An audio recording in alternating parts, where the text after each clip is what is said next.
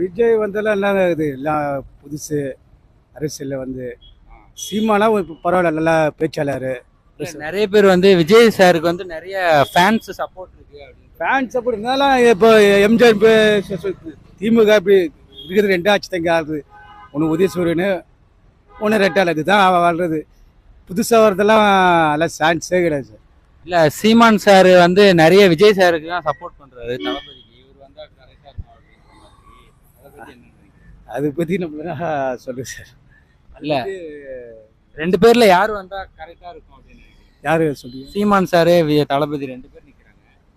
இது விஜய் வந்து நல்லதாக இருக்கும். ஏன்னா ஃபாஸ்ட்டாக இருக்கும் கொஞ்சம். ஏன்னா கொஞ்சம் அரசியலில் கொஞ்சம் புதுசு இல்லை.